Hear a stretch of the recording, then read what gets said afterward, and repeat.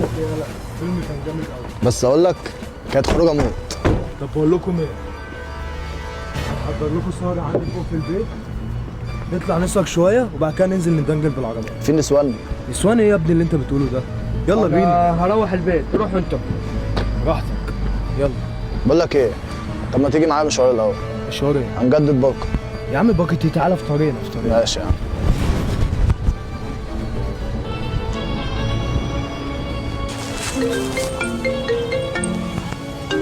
جراح.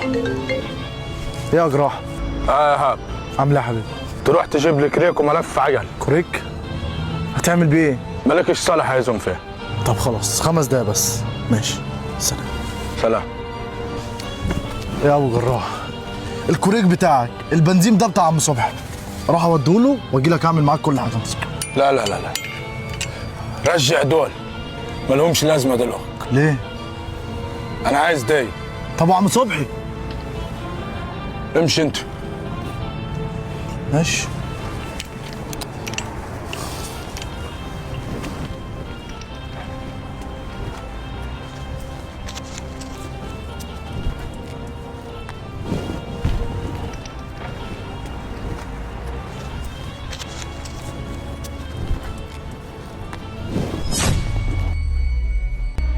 مين يقدر يعمل كده في العربية؟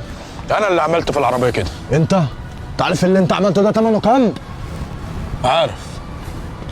وانا ولعت فيه مش عشان خاطر عصايه التغدت، عشان خاطر كوبايه القهوه اللي اتكبت عليا. انما العصايه دي قصادها رقبه وهتجيبوها، مش عشان انا بطلب منكم، عشان بأمركم. الحق يا عم. والعربيه دي حاجه قليله من اللي جاي. طب اهدى بس، احنا هنجيب لك العصاية. مش هكلم حد فيكم دلوقتي. كلامي لما عصاية اللي اتاخدت وجريته ويومها ترجع لي تاني. كبر الموضوع. ايه يا اسطى اللي ده حصل؟ شكله مش سهل. هي العصاية مع مين؟ العصا تقريبا مع الواد اسلام يا عم. طب تعالى نروح نشوف هو فين. طب انا مالي يا اسطى بالحوار ده؟ حبكة الترند دلوقتي يعني، اكيد انت عاوز مصلحة. مصطفى بتقول ايه؟ العربية ولعت؟ بقول لك ايه، انا حضرت الشنطة بتاعتي ونازل البلد. معايا واجب كده ولازم انزل ضروري.